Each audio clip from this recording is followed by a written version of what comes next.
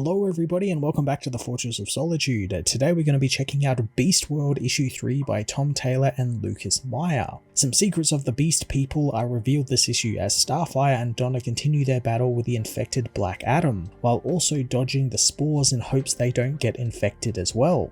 From there we check in with Nightwing, who is imprisoning the Wolf Batman in Titan's Tower and getting ready to run some tests with Dr. Bridget Clancy, a character from Taylor's Nightwing book that has also been working for the Titans. And as revealed in this issue, she knows that Nightwing is Dick Grayson. This all felt like a bit more of an extra Titans issue rather than a third installment of an summer event, but that is not a bad thing, as the focus on this small group of characters makes the event easy to follow and means actual development can happen. Especially now that Taylor has brought in Detective Chimp, a character that Taylor loves to write into his stories, and here Bobo is given a bit of exposition that tells us that the animal people have an objective, and it begins with attacking infrastructure around the world, which we've actually been seeing a lot in the tie-ins, with Livewire attacking Metropolis's electrical substations to try and take the power out of the town, and even in this issue we see some bird people try and take down some commercial airlines to ground countries' transportation options. Power Girl luckily saves the plane, but in turn is infected, turned into a flame bird person, which we've seen in the Metropolis tie-in. Superman arrives to stop her, and finally John uses his electric blue powers again. And while we're probably not going to have time during this event, I hope Taylor circles back round and kind of explains a little bit more about that power, since that was kind of dropped on us and nothing was really done with it, and it just seems like they've given him that, and if the writer remembers he has it, or in this case the writer who created that power for him remembers, then sometimes Superman will just use that power. It's extremely strange, the rollout for that power, especially when they were so big on like revealing that he's going to be the electric blue Superman and get a new costume and all that sort of stuff, but that never really did happen all that much outside of the Adventures of Superman book that Taylor wrote recently.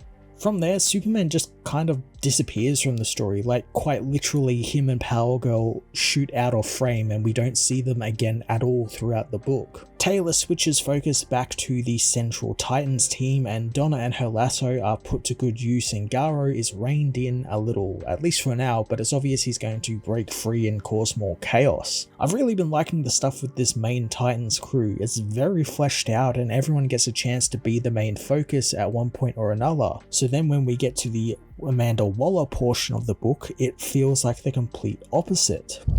Waller seemingly got the extra power she wanted from the president, so she's now in charge of the Bureau of Sovereignty, or whatever the hell that thing was that was created for last issue that we didn't actually find out what exactly it does and what it is. But she now has that power and wants to use it to go to Stryker's Island and spring Lex Luther, though not to use his mind to stop this threat, but something he stole from Batman that can kill Beast Boy. Again, we don't get enough of Waller or her plan to justify why we should think she's some unstoppable big threat here. I can understand keeping pieces back of a story, drip feeding us until we can all put it together and everything, but it feels like we've barely gotten anything with her story. We just kind of get these vignettes of her doing something evil and something scheming to make the Titans look bad, or building up something to defeat the Titans, but we don't really know what that thing is. And it's even more frustrating when this entire threat isn't technically her problem and is not something that she created to destroy the Titans. This is just like a byproduct of something that she had a hand in. It's really strange the way they are rolling out Waller in this. It's just so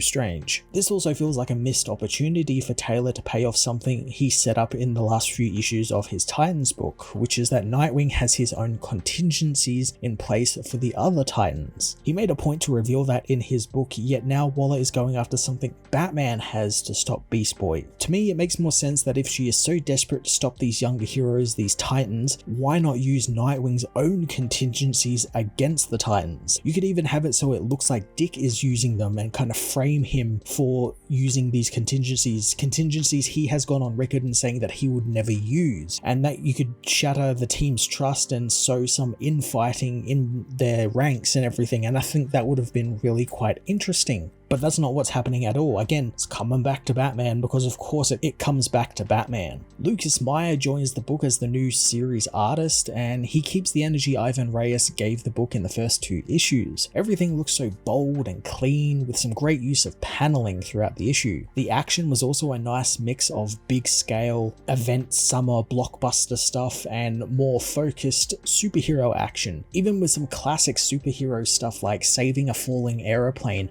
And Meyer even did a really neat homage to the cover of Brave and the Bold issue 28, which was the first appearance of the Justice League where they fought Starro the Conqueror. Beast World issue 3 definitely did a lot of things right. It pushed the plot forward with some interesting new information regarding the Beast People and their objectives, gave the Titans some proper spotlight and focus across the issue, but again, Waller's plotline, which should be interesting, is continuing to lack in almost every way. I'm going to give this issue an 8 out of 10. It's definitely more focused than the last issue, but that Waller plot is really dragging behind everything else, and it's a real shame since I'd love to see Amanda Waller be a huge main threat to the DC universe, and I think she has the potential to do that. It just needs a little bit more finessing, but I don't think it's there just yet.